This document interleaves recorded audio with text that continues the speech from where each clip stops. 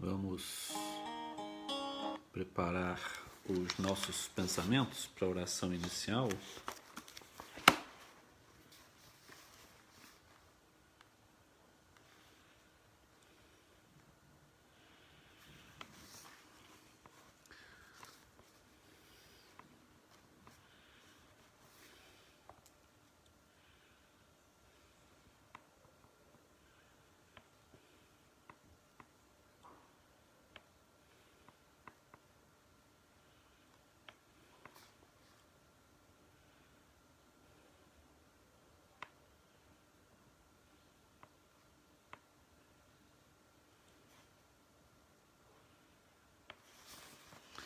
E depois de uma aula maravilhosa que minha mãe deu, que nós não sabemos ainda se ficou gravado, que foi numa ferramenta nova do Facebook, que é a Sala, mas nós vamos ver alguns tópicos aqui hoje que de uma certa forma tem alguma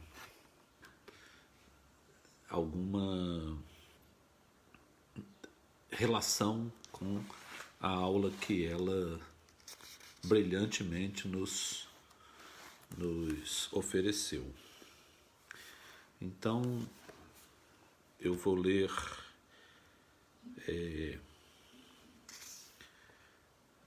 no capítulo do Evangelho segundo Mateus, capítulo 5, versículo 1 a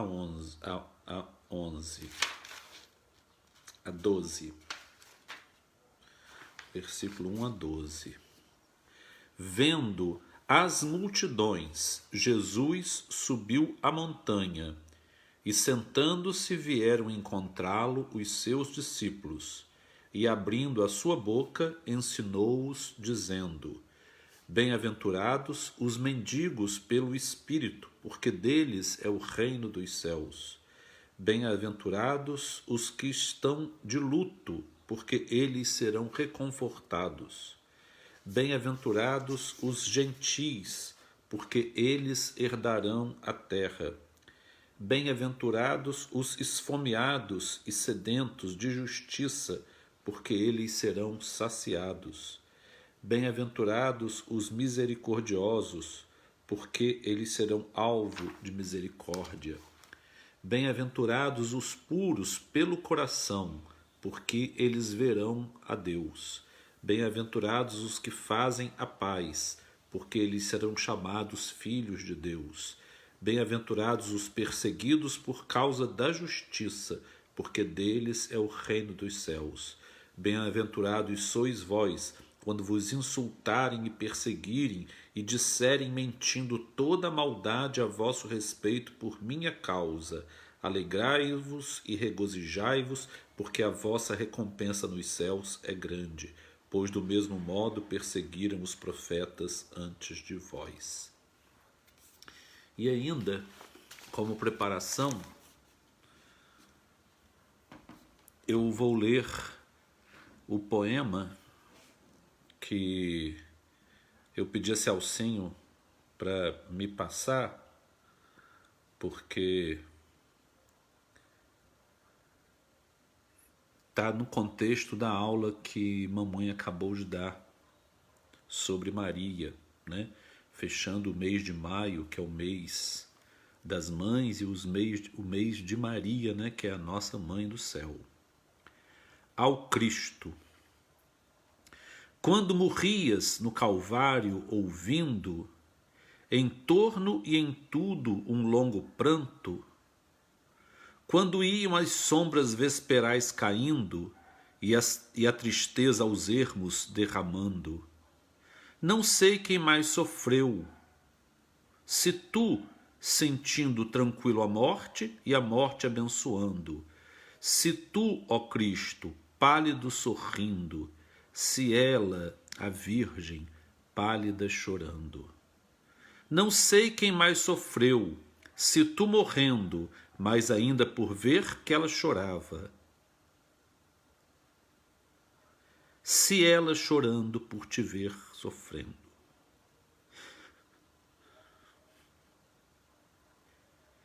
Nem quem teve a maior das agonias,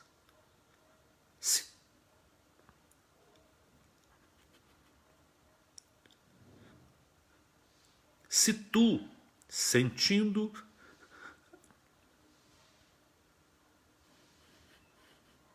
a dor que te matava, se ela, sentindo a dor que tu sentias, Alfredo de Assis, vamos fazer a nossa oração.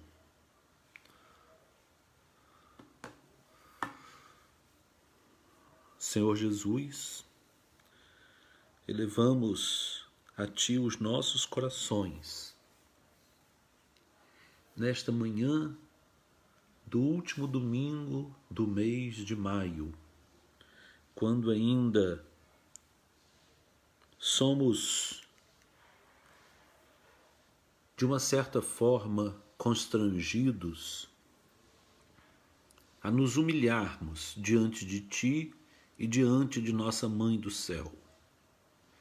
Não queremos, Senhor, ser órfãos de mãe no céu. Queremos a mãe que Tu nos ofereceste, assim como ela nos ofereceu Tu mesmo a nós. Agradecemos, Senhor, e pedimos que nos inspire em nossa reflexão desta manhã, que permanece nesse formato ainda para nós estranho, esta forma de nos encontrarmos, nos vermos, nos falarmos de uma forma aparentemente não real, porque pensamos que o nosso mundo é o mundo real. Mas, segundo Platão, é o mundo das aparências, pois não é o mundo das essências. Queremos, Senhor, então, que este período de isolamento nos ensine a ver e sentir o mundo das essências, que é o Teu mundo, que é o Teu reino. E ajuda-nos a reflexão desta manhã sobre o sermão das Beatitudes. Obrigado, Senhor. Assim seja.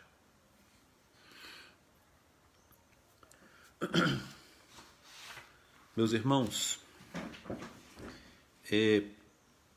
eu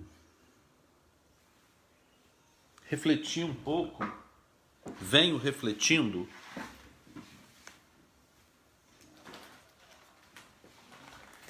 sobre a beleza e a atualidade do sermão das Beatitudes. E como hoje vivemos essa situação de pensarmos no retorno do mundo a uma nova humanidade, eu me lembrei que Noé criou uma nova humanidade. Ele repovoou a terra através de uma arca que ele construiu por ordem divina. E me lembrei de uma música que os meus filhos cantaram na infância, que é um poema de Vinícius de Moraes, que estava no disquinho que eles tinham, Vinícius para Crianças, e falava sobre o repovoamento da terra. E eu pensei então em refletir nas bem-aventuranças da terra repovoada, que é o humilde título que eu dou a essa reflexão da manhã.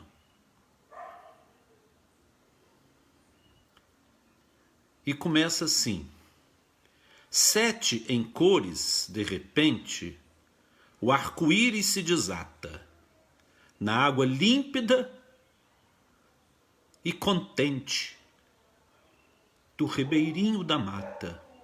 O sol, ao véu transparente da chuva de ouro e de prata, resplandece resplendente no céu, no chão,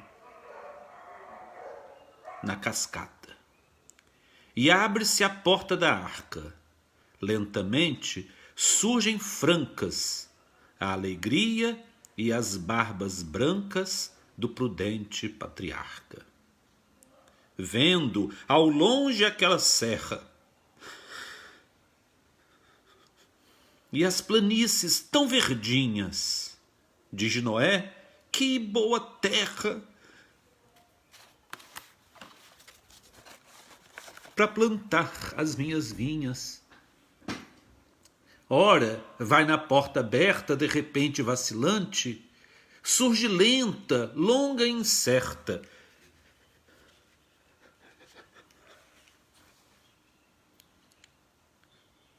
uma tromba de elefante, e de dentro de um buraco de uma janela aparece uma cara de macaco que espia e desaparece. Os bosques são todos meus, ruge soberbo o leão. Também sou filho de Deus, um protesta e o tigre não. A arca desconjuntada parece que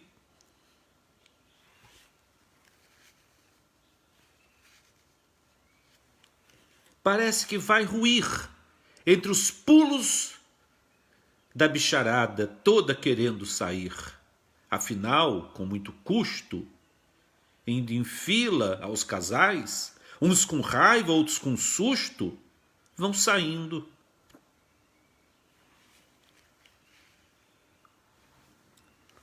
Os animais, os maiores vêm à frente, trazendo a cabeça erguida, e os fracos, humildemente, vêm atrás, como na vida. Longe, o arco-íris se esvai. E desde que houve essa história, quando o véu da noite cai,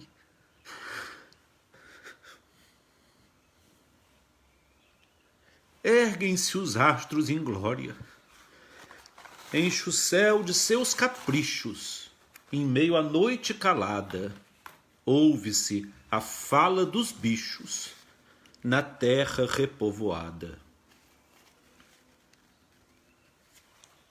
E,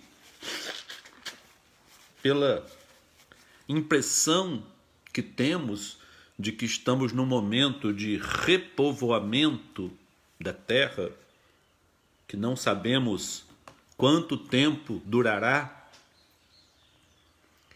nós vamos refletir sobre o sermão da felicidade, porque beatitude é felicidade. E para nós iniciarmos a reflexão sobre este poema da felicidade, que também é um coração do Evangelho, a ponto de um não cristão, como o Mahatma Gandhi, haver dito certa feita que se todas as coisas da terra se perdessem, todos os escritos da terra se perdessem, mas se salvasse o Sermão do Monte e mais especificamente o Sermão das Beatitudes, nada se teria perdido. Mas é interessante iniciarmos fazendo a diferença de desejos e aspirações.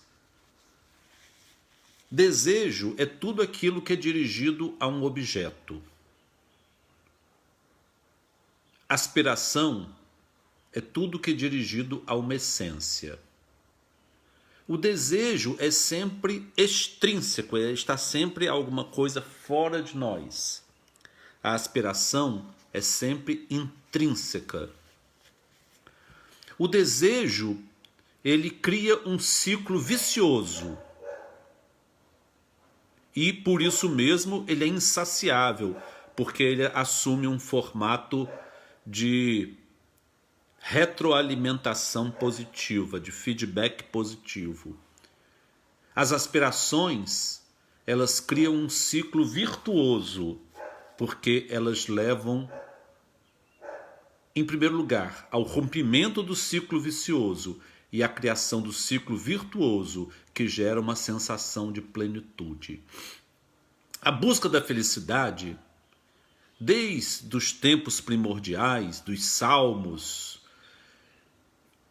do sermão da beatitude, que é um poema da felicidade, há sábios como Pascal, Freud, Allan Kardec, que também falou em várias passagens sobre a busca da felicidade, há Pietro Baldi, que tem um capítulo lindo sobre a busca da felicidade no livro, muito fácil de ler, que é A Lei de Deus. Todos eles mostram que a busca da felicidade é inerente ao espírito humano. E felicidade não é da ordem da necessidade, ela é da ordem da plenitude.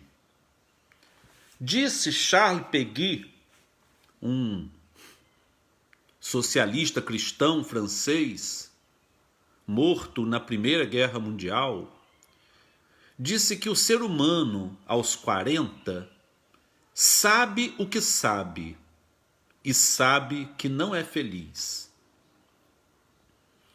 E nesse momento em que se discute qual é o maior valor, qual é o maior dom, e algumas pessoas argumentam que estão perdendo a liberdade de ir e vir, nós queremos reafirmar que pelo sermão das Beatitudes nós podemos entrever que o maior dom de Deus é o dom da vida, maior inclusive que o dom da liberdade. Já que a liberdade não seria propriamente um dom, mas um fruto dessa doação de Deus. Mas não vamos aqui abrir o parênteses para discutir sobre dons e frutos, que são momentos diferentes, mas sobre as bem-aventuranças, sobre as beatitudes. Bem-aventurados são, consequentemente, benditos, beatos, felizes. Inclusive, eu me recordo de uma certa vez que uma pessoa estava muito triste porque ela havia feito assim uma mudança radical no seu estilo de vida e estava sendo abandonada pelos seus amigos. Como disse um pastor, que depois eu me lembro o nome, um jovem perguntou a ele: pastor, se eu seguir a Jesus, eu vou ter que abandonar meus amigos? Ele disse: não, meu filho, se você seguir Jesus, seus amigos vão te abandonar. Então ela estava se sentindo assim, abandonada pelos amigos, que a chamavam de beata. E eu disse assim: minha filha, beata é feliz. O sermão das Beatitudes é o maior poema de felicidade que existe. E a maior bem-aventurança para nós que cremos nas vidas sucessivas e solidárias é a bênção da reencarnação. Como diz Emmanuel no primeiro capítulo, se não me engano, do livro Justiça Divina: se o conhecimento da reencarnação já te felicita a existência, olha que beleza, se o conhecimento da reencarnação já te felicita, é a bem-aventurança. É a beatitude de conhecer que vivemos vidas múltiplas, sucessivas e solidárias. Existe também uma obra de Pietro Baldi que fala sobre a felicidade de Deus. E é como se Deus dissesse assim: a nós humanos. Eu sou, como ele disse a Moisés no monte. Fale o teu nome para que eu possa dizer aos que estão lá embaixo quem falou comigo. E ele respondeu: eu sou quem eu sou. Ele é o grande eu sou do universo. Então é como se Deus dissesse a nós: eu existo e sou feliz e completo, independente de vós. Mas quis vos criar para compartilhar comigo esta alegria e plenitude. Mas vós não existis e não podeis nada sem mim, nem mesmo ser felizes.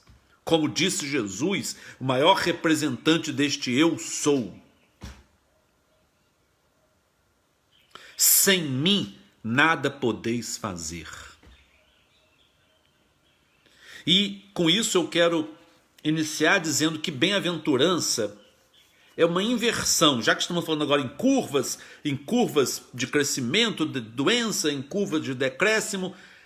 As bem-aventuranças são a inversão de uma curva, onde o predomínio do desejo do objeto é suplantado pela aspiração de plenitude que vem do princípio inteligente e feliz do universo.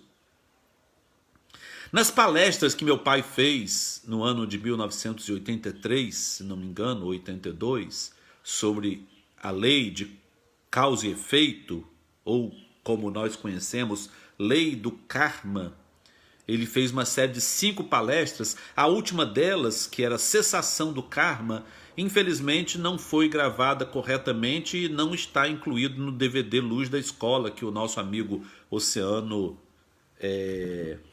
organizou, né? Regravou das fitas cassete para o DVD. E ali ele fala nessa última reflexão sobre o karma, sobre a cessação do karma, ele usa a filosofia de Siddhartha Gautama, o Buda, para dizer que a cessação do karma necessita da cessação dos desejos. E aqui, nessa tradução que eu achei muito bonito, quem me orientou a adquirir esse livro foi a companheira Dora Encontre. Diz a primeira bem-aventurança, a primeira beatitude: bem-aventurados os mendigos pelo Espírito, porque deles é o reino dos céus.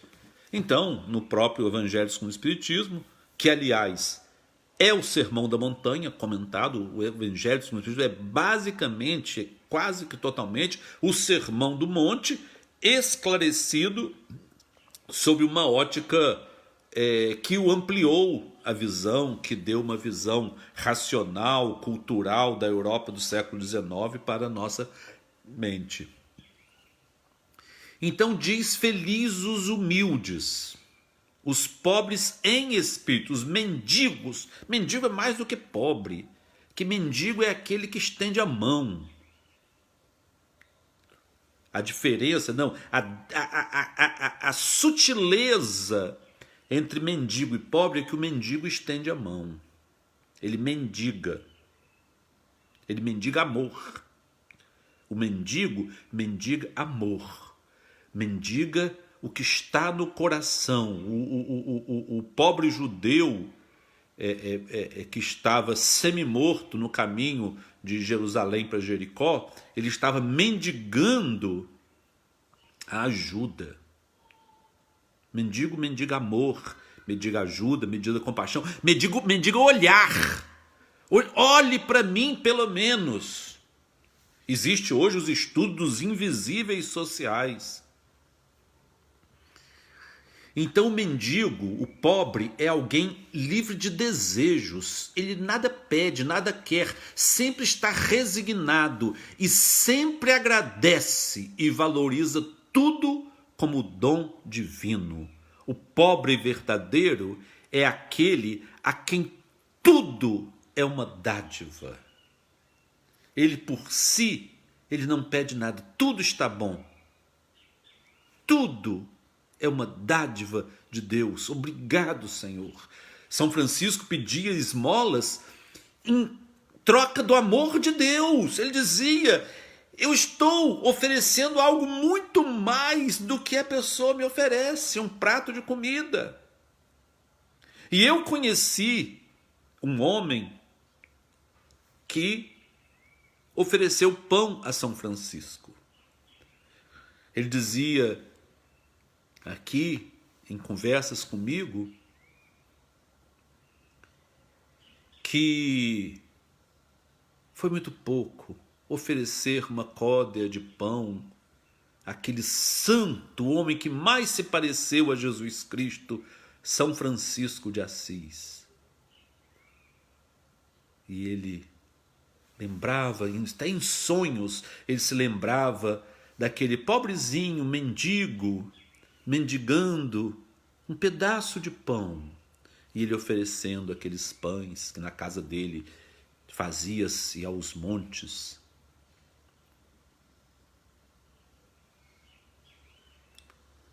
Então o pobre é alguém que mendiga o olhar. Tem uma música, se não me engano, é de Dominguinhos, que fala assim: traga-me um copo d'água, eu tenho sede. E esta sede pode me matar. Minha garganta pede um copo d'água. E os meus olhos pedem teu olhar. A planta pede chuva quando quer brotar. O céu logo escurece quando vai sofrer. Meu coração só pede um copo d'água. Se não me deres, posso até morrer. Então o mendigo é esse, que pede um olhar, um copo d'água.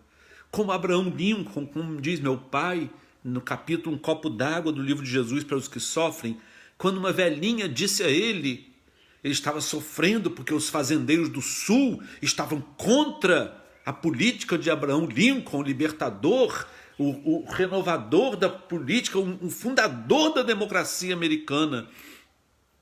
Ele estava sofrendo ataques dos fazendeiros orgulhosos do sul, que estão como esses agora, matando os negros com impiedade e insensibilidade. E Abraham Lincoln estava triste, amargurado.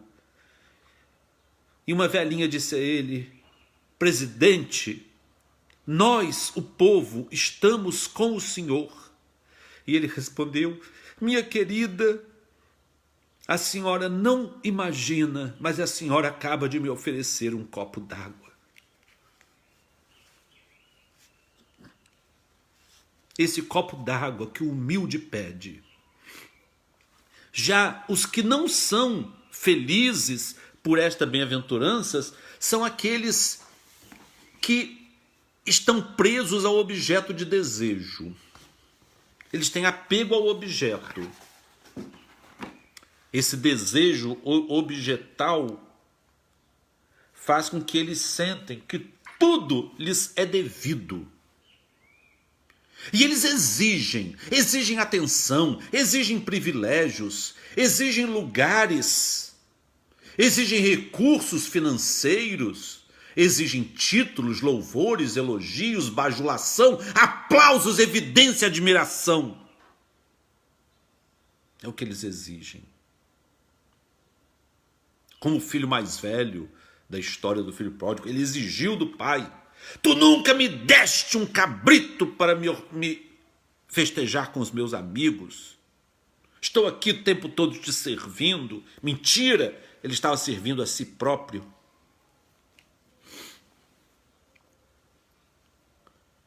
A segunda bem-aventurança: bem-aventurados os que estão de luto, os que choram.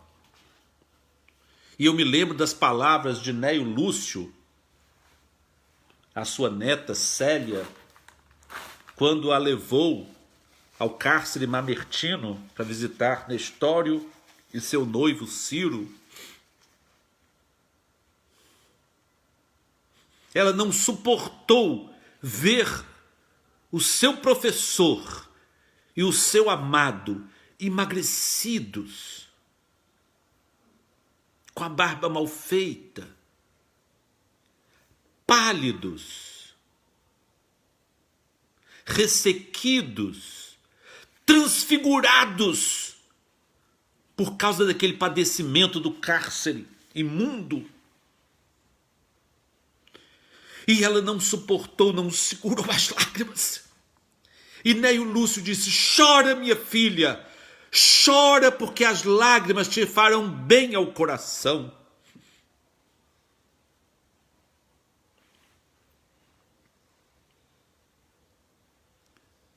E esse chorar, esta aflição, ela faz parte do nosso despojamento do ego. Porque quem quiser se despojar da sua máscara, da sua persona individualista, quem quiser se desindividuar, como dizia Jung, ele vai precisar passar por esses momentos de choro, de tristeza. Porque a lágrima é uma pérola que a nossa glândula lacrimal constrói quando o coração transborda. E esse transbordar da dor, ele produz uma purificação. Essa purificação, esse esvaziamento do ego que a dor produz, quando forma lágrima, ele paradoxalmente produz um fenômeno de alegria, uma alegria diferente.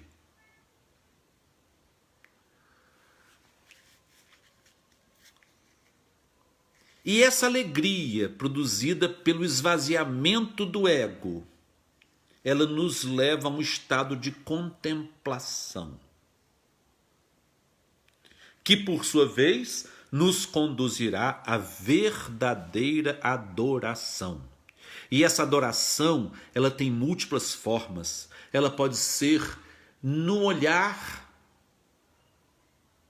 para a natureza, ela pode ser no olhar para as estrelas, ela pode ser no olhar para o próximo, para o mendigo que nos estende a mão, que nos pede o nosso olhar.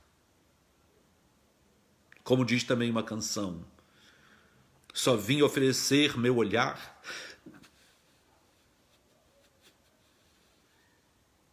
Meu olhar, o meu olhar.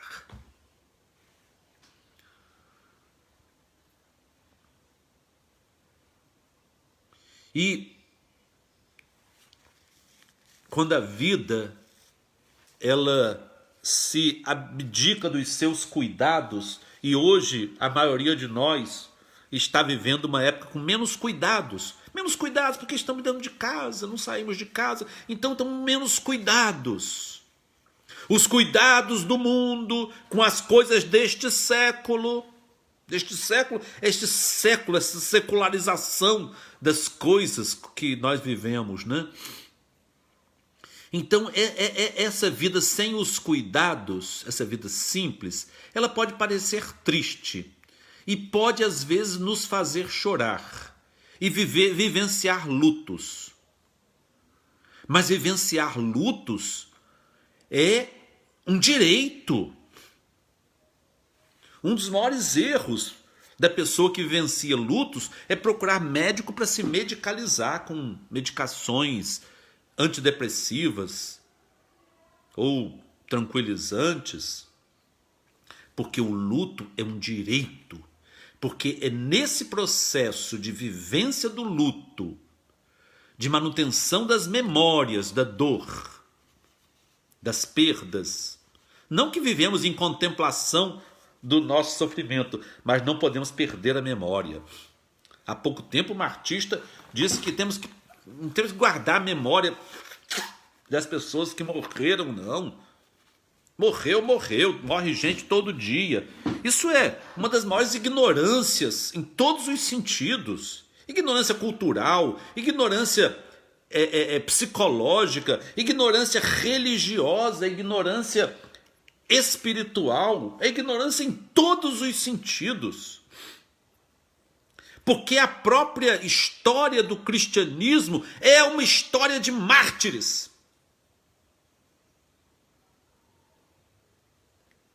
E quem pode falar desses grandes missionários sem falar no seu martírio, no seu despojamento, na sua abnegação, na sua vivência do luto, lembrando da dor do Cristo? Como diz a poesia que nós acabamos de ler,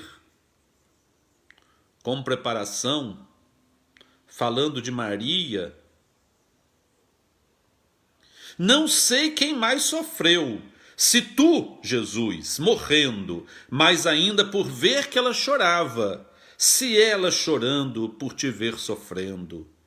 Nem quem teve a maior das agonias, se tu sentindo a dor que te matava, se ela sentindo a dor que tu sentias, por causa da empatia das mães.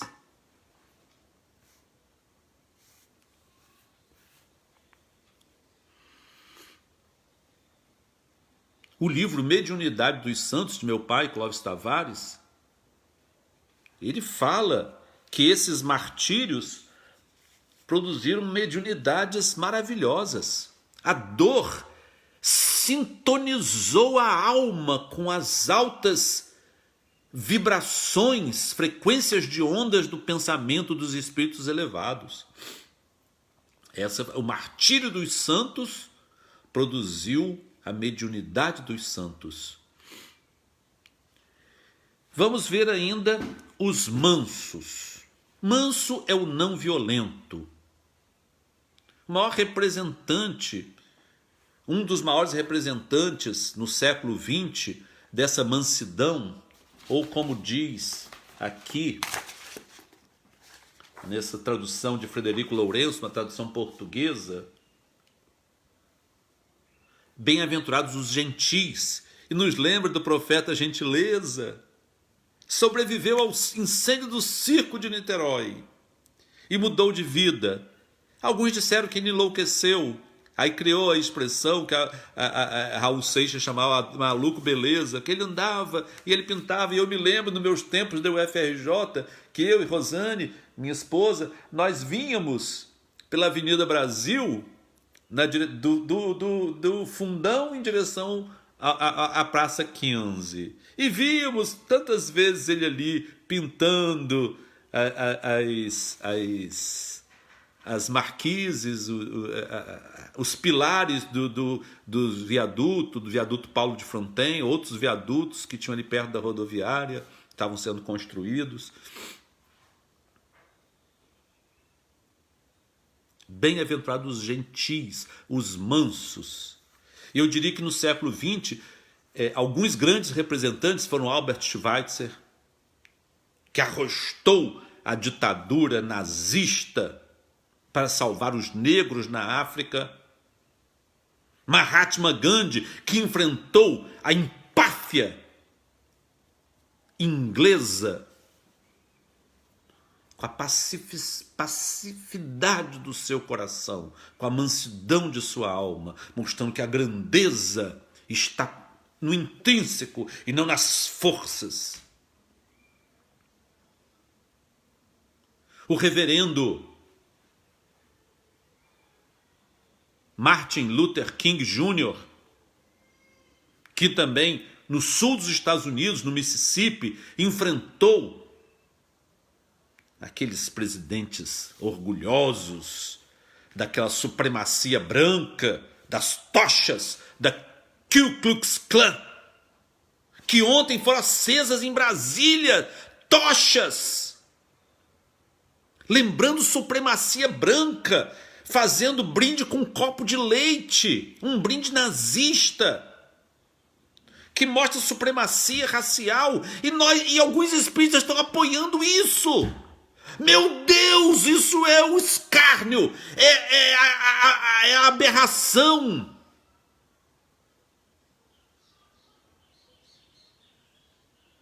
É a abominação da desolação sentada no lugar sagrado, porque a cadeira de presidente também é um lugar sagrado.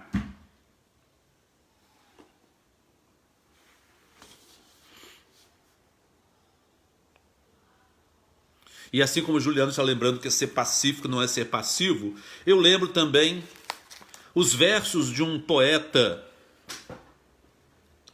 argentino que morreu na América do Sul, depois de lutar pela liberdade em vários países, inclusive em Cuba, onde ele recusou ser ministro para continuar na sua luta pela paz, pela liberdade na América do Sul.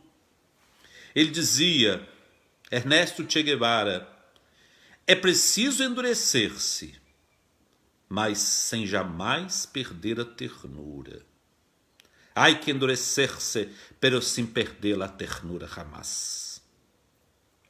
Frase que ficou notabilizada, e nós no tempo dos estudantes andávamos com as camisetas estampadas com a foto de Che, com a boina e essas palavras, hay que endurecer-se. Felizes os que têm fome e sede de justiça. Aqui na tradução, os esfomeados e sedentos de justiça, porque serão saciados.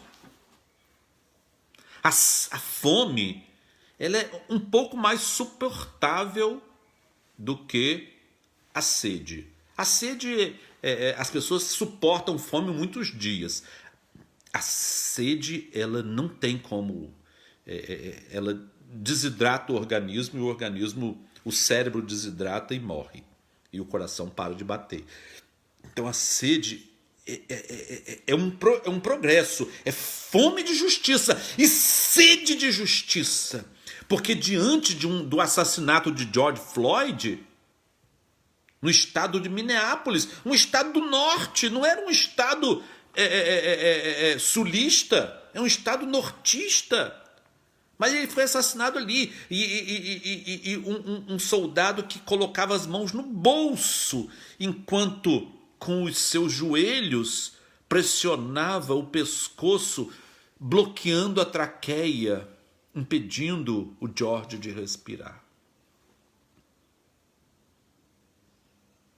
Alguns juristas estão dizendo que ele estava no seu dever, então foi um crime culposo, em que ele não teve a intenção de matar. Mas, pelo que eu estudei, que na psiquiatria, nós estudamos psiquiatria forense, e muitas pessoas alegam problemas mentais para se ver livre do dolo eventual, e o professor Miguel Chalub, um dos maiores psiquiatras forenses do Brasil e talvez do mundo, ele dizia, se a pessoa está consciente do risco do seu ato, ele não tem nenhuma doença mental, e o seu crime é doloso, onde há intenção ou assume o risco de produzir o dano. E ele assumiu o risco. Porque pressionar com os joelhos, com o peso do seu corpo inteiro sobre o pescoço de alguém, não tem como não assumir o risco. Eu me lembro do arcebispo Desmond Tutu, africano, dizia, se você fica neutro em situações de injustiça, você escolhe o lado do opressor. O mesmo Martin Luther King Jr. dizia, a injustiça num lugar qualquer é uma ameaça à justiça em todos os lugares. Então, se nós silenciamos e não gritamos, se não manifestamos a sede da justiça diante de uma situação como essa, Ou se falamos, não, é um crime culposo, onde não houve a intenção. Se nós dissemos isso, nós estamos semeando injustiça em qualquer lugar do mundo. Então é necessário que as manifestações por justiça contra o povo negro, contra as minorias, e já disse um pretenso presidente que ele governaria para as maiorias. Não sei a que ele se refere com isso, mas eu sei que ele quer dizer minorias individuais, grupos étnicos. Numa sociedade racista, não basta não ser racista, é necessário ser antirracista, diz a militante negra americana Angela Davis. E a nossa querida Elza Soares disse numa entrevista, você sabe, falando para o entrevistador, que o Brasil é o país mais racista que existe, não é? Mas eu não deixei que me atingisse moral nem fisicamente. Ela enfrentou. E é uma mulher valorosa, Elza Soares. Os misericordiosos, felizes os misericordiosos. Aqui está também misericordiosos, porque eles serão alvo da misericórdia. Eles alcançarão misericórdia. E a misericórdia, né? A dor no coração, a dor do próximo dentro do meu coração. Misericórdias.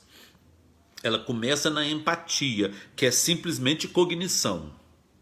A simpatia, que é simplesmente cognição. O que é assim? Eu sou simpático à causa dos sem teto.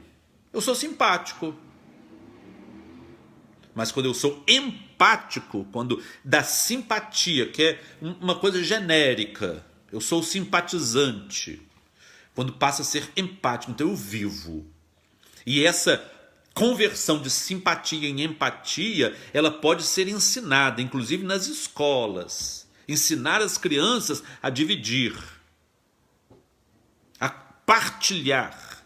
Não, esse carrinho é de todos, todos vamos brincar. Agora é a vez do seu coleguinha. Então, ensinar, que na verdade o ensinar, segundo Paulo Freire, não é ensinar, é recordar. E Paulo Freire quase que se uniu com a linguagem espírita, porque ensinar é recordar.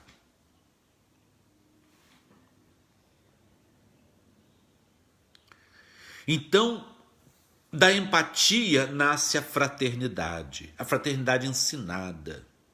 Assim como Allan Kardec disse que a fé é racional, o amor começa na racionalidade. Nós temos que fazer o amor racional.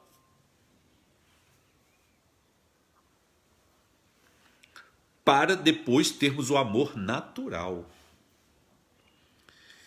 que vai ser a compaixão, o amor pleno.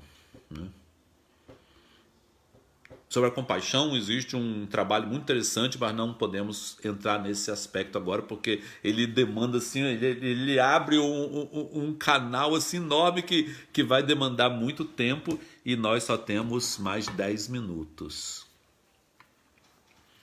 Felizes os que têm puro coração. Eu queria fazer um detalhe aqui sobre esse sermão das Beatitudes, que eu não estou falando o porquê. Porque eles herdaram a terra, porque serão chamados filhos de Deus, porque, enfim, verão a Deus. Esse, por exemplo, os que têm puro coração, porque eles verão a Deus. Isso leva um outro tempo, demanda um outro tempo. Por que são felizes? Porque eles verão a Deus. Porque o olhar de malícia, o olhar de maldade, ou o olhar frio, insensível, quando não se vê o próximo, quando as pessoas tristes e pobres e mendigos são invisíveis, isso cega o espírito. Então não vê a Deus. Não vê a Deus nem no próximo. Como naquela parábola do juízo final, as pessoas ficam apavoradas, perplexas. Quando, Senhor, que nós te vimos? Quando? E não te demos de comer? Quando que te vimos nu e não te vestimos? Ou doente e não te visitamos? Ou preso e não te visitamos? Quando? E aquela voz tonitruante irá dizer: todas as vezes que não fizestes essas coisas a um destes mais pequeninos, foi a mim que deixastes de fazer. Aquilo será um trovão ressoando nos tímpanos espirituais dos espíritos.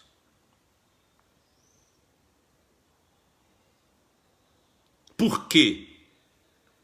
Porque quem não tem puro o coração fica cego. E quem purifica o seu olhar, purifica a sua visão, consegue ver Deus em tudo. Deus em todos. Deus está na natureza. Deus está no ribombar do trovão. Deus está no mendigo que estende a mão. Nos desventurados, nos enlutados, nos que estão vivenciando o seu luto com direito de chorar. Há uma história muito delicada de um menino que gostava muito de ir na casa dos velhinhos, seus vizinhos. E a velhinha morreu. E ele não tinha mais a companhia do velhinho, que ficou enlutado, ficou triste, sempre só vivia chorando. Um dia, a mãe procurou seu filho e viu que ele estava na varanda da casa vizinha, sentado ao lado do velhinho, chorando também. Mas já estava na hora de alguma coisa, ela chamou o filho, ele veio. Disse: meu filho, o que você estava fazendo? Mamãe, eu estava ajudando ele a chorar. É pureza, o puro coração puro, sem malícia. Bem-aventurados os que choram, os misericordiosos que têm puro coração. Porque o olhar sem malícia, ele dá visão. Todo mundo é Deus. Deus está em todos. E lembrando ainda do profeta Gentileza, que ele está aqui nos pacificadores, porque ele promoveu a paz. Mamãe colocou um post aí, né? Que o pacificador é quem promove a paz, quem fala da paz, quem não coloca lenha em fogueira. E não só os pacificadores, somos como aqueles que são perseguidos por causa da justiça. E quando Jesus fala os que são perseguidos por causa da justiça, ele retorna ao primeiro, a primeira bem-aventurança, porque eles herdarão o reino de Deus. E como nós pedimos na oração matinal, dominical,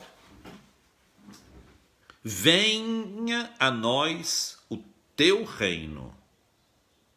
Venha a nós o teu reino. Então o reino de Deus tem que vir para a terra. Herculano Pires tem um libreto pequenininho, o reino, que ele mostra como será o reino de Deus na terra. E ele fala um conceito muito lindo ali, da memória do futuro. A memória do futuro é a aspiração, não é o desejo.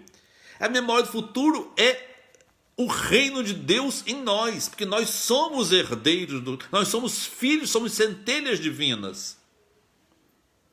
E nós temos essa aspiração da felicidade original, do paraíso perdido, da unidade com Deus, né?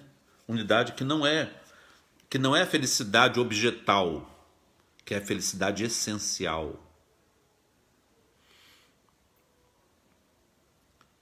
E penso eu que esse é o sermão da felicidade da terra repovoada. porque essa terra ela tem que ser repovoada. Não que isso seja uma preconização de que haverá 2 bilhões de mortos. Isso tudo ninguém sabe. Mesmo porque, para nós que cremos nas vidas sucessivas, não é necessário desencarnar para repovoar o planeta, porque todos nós vamos desencarnar efetivamente, né? Como dizia um professor que, quando meus filhos estudavam, ele vinha de São Paulo para fazer uma palestra em Campos. Então, ele dizia que Lampião, quando cercava a cidade e dizia assim: ninguém vai sair daqui vivo. Então as pessoas ficavam apavoradas, mas ninguém ia sair vivo mesmo. Então ele falava para os estudantes assim: não levem o estudo como uma coisa séria assim. Estudem com uma alegria, não com uma coisa assim triste, porque, como ele dizia, ninguém vai sair vivo daqui mesmo. Então, a morte é a certeza. E eu digo morte não como antítese da vida, porque a morte, a desencarnação, ela não é antítese da vida, ela é vida. Porque no ciclo ontológico, ele começa numa estrelinha e termina numa cruzinha. Isso é o nosso ciclo ontológico da nossa existência terrena. Então, se nós cremos nas vidas sucessivas e solidárias, a desencarnação é vida, porque ela simplesmente nos transporta para um estado de vida mais intenso, mais denso, intenso e extenso. Então, morte é o nome dele, Pierre Luigi. Muito engraçado ele. A morte não é o fim da vida. A morte é uma transição para uma outra forma de vida, uma outra forma de existência, que não está preso aos nossos padrões de tempo e espaço. Matéria, energia, espaço e tempo. Está em outro padrão, uma outra forma de vida e de existência. Então, nesse contexto, nessa visão, a Terra vai ser repovoada por uma outra humanidade em sentimentos. Uma humanidade de novos sentimentos. Ou, como dizia, eu esqueci o nome,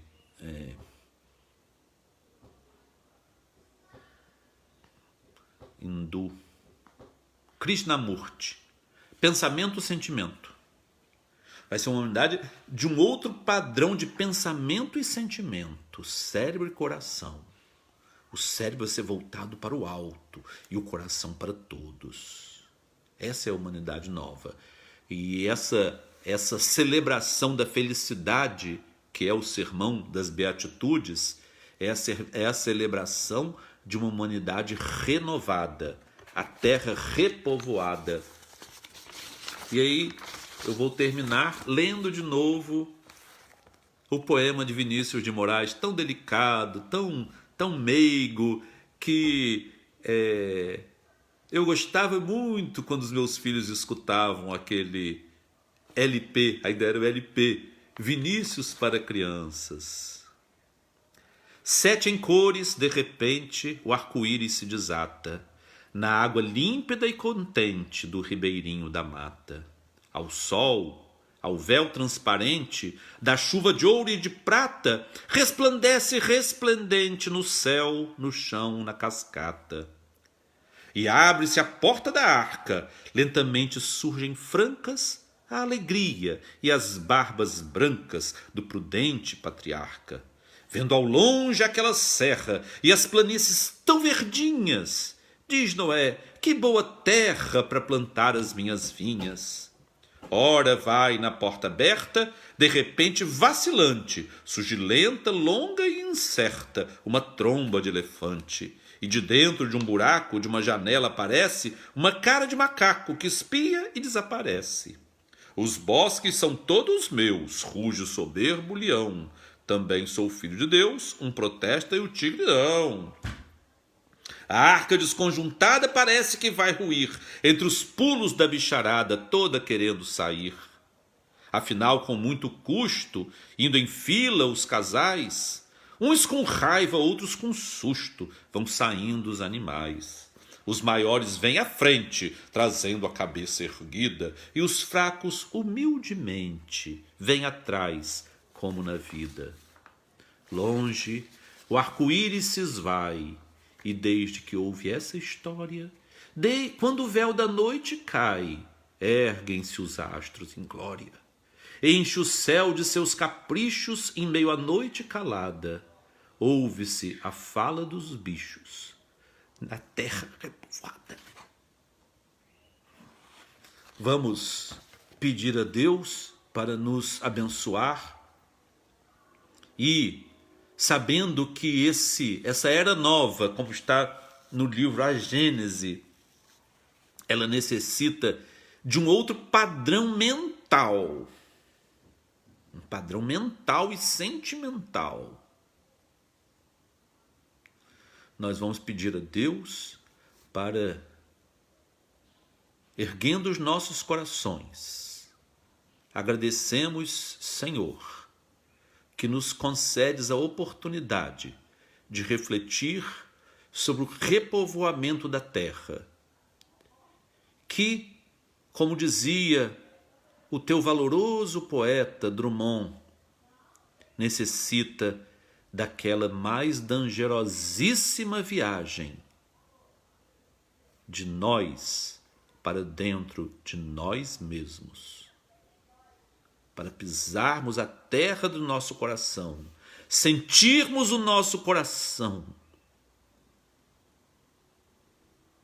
humanizarmos o nosso coração e entendermos a divina arte de conviver.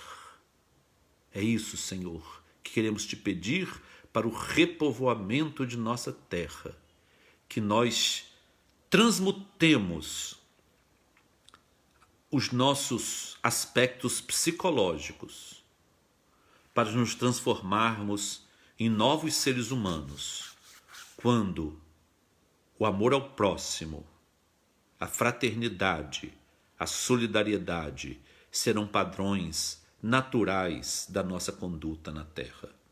Em nome de Deus Todo-Poderoso, com a assistência de nossos amigos e benfeitores espirituais, nós damos por encerrada a nossa reunião desta manhã.